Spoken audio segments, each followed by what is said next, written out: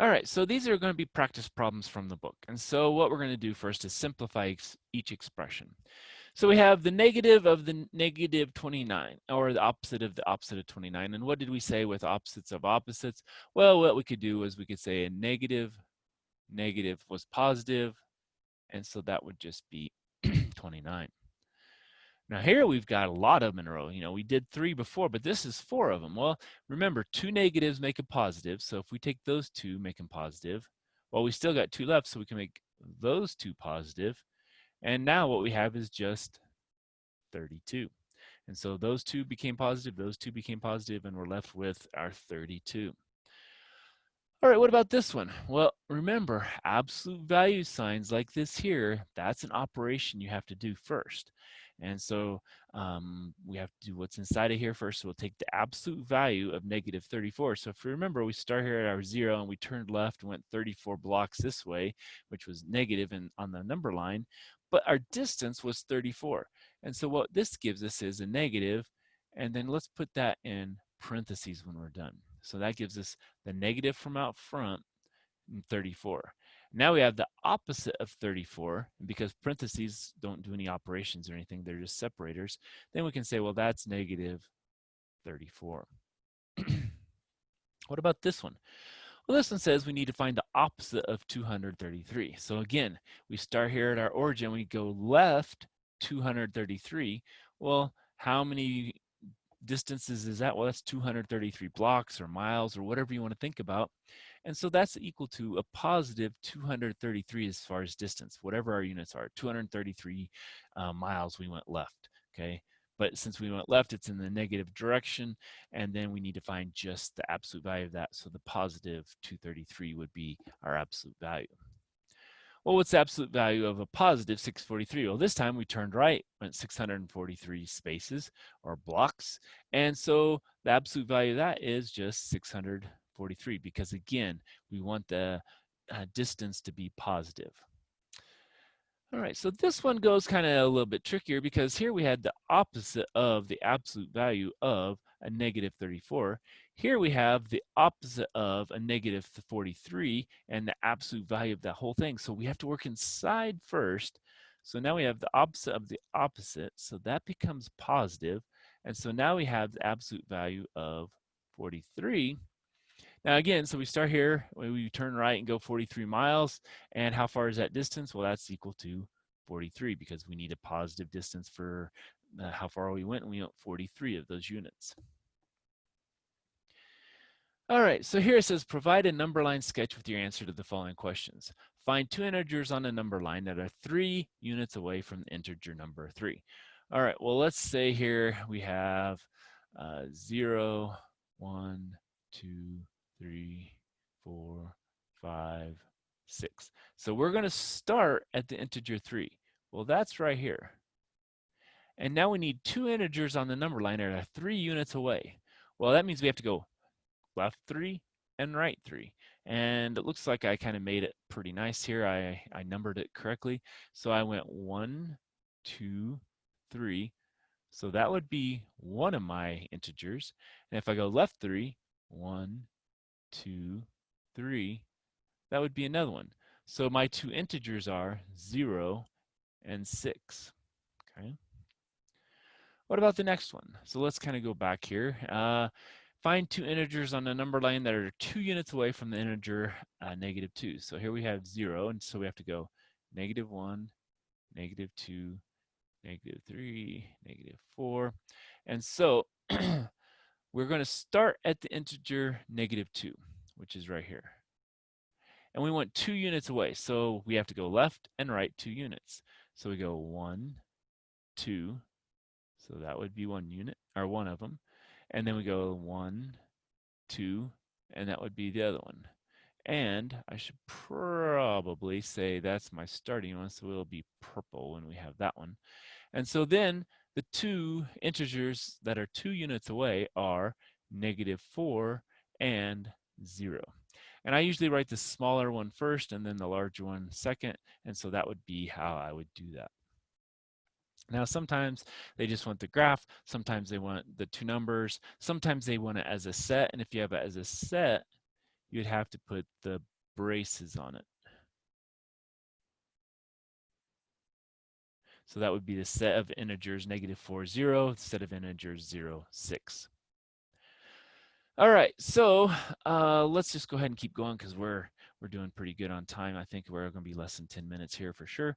So here we have the NOAA underwater glider samples the bottom of the Atlantic Ocean at 660 feet below sea level. Express that depth as an integer. Well, so here's the ocean top, so we're going to call that 0. And we have this glider down here. He's down here at 660 feet below that. And so that would be at a negative 660 feet. So what is that integer? Well, that integer would just be the negative 660. Now you could also think about it, okay, what if you had a mountain rising out of the ocean? So maybe over here you have some kind of mountain, and the height of the mountain was, 4,300 feet. Okay, so how would that be as an integer? Well, that integer is going to be positive because we're above 0, and that integer would be just 4,300.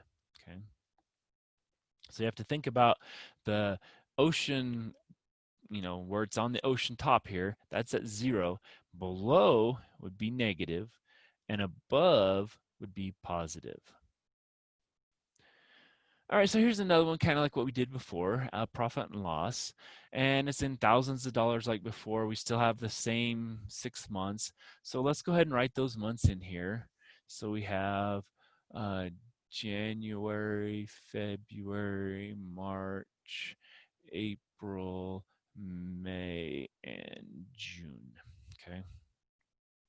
Now, January was better than the last one. It was like -4. This one's at +8, and then we go to -4. So we have 8 and -4.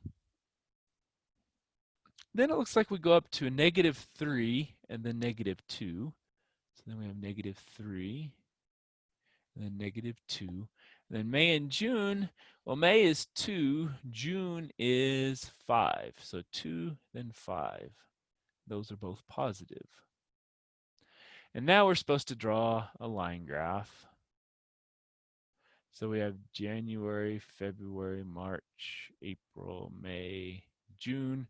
And we look at our extreme spread. So we have -4 is the smallest and 8's the largest. So we have -4, -2, 0, 2, 4, 6, and 8. So on January, we had 8. So we had all the way up here in January. February, we dropped. We went to -4. March, we went up a little bit to -3. April, we went up a little bit more to -2. May, we went up a lot more, up to the positives, and now we're at +2. And June, we went up to 5, so we went up to somewhere about here. Okay. So this one, we had that huge steep drop, and then we had a slow, steady climb back up until we got to the point of 5 here. Okay, so we didn't get back up to our highest of 8, but we're on the way back into the positives. All right, let's go and just keep doing this one here. What's the lowest temperature reading? Because that's pretty easy. We look at our graph, and it's positives down to negatives, so we want the lowest one, so we go, go, go.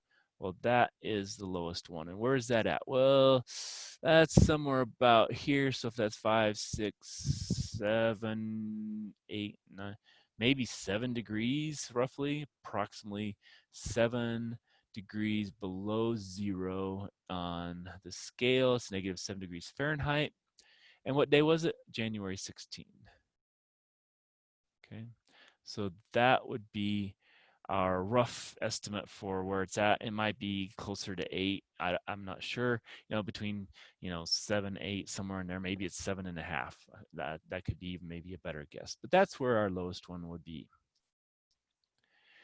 And then we have a last table here to convert to a graph. And so we have 211, 212, 213, 214, and to 15. And so we go from negative 12, negative 10, negative 8, negative 6, negative 4, negative 2, 0, 2, 4, 6, 8, 10. So hopefully we got them all in there. On the 11th of February was at a positive 10. So we had the highest at that point in time. February 12th, we dropped to negative 2. Then the 13th, we went down somewhere to negative 5. And then on the 14th, we went down to negative 12. So we got really cold then. And our negative 5 disappeared. And then on 15th, we went back up to the positives and we went to 8. Okay. So this would be then our line graph for this given table. And again, drawing straight lines is not my forte, especially on the computer. All right, so that's all I have. So hopefully that will help you get through this section.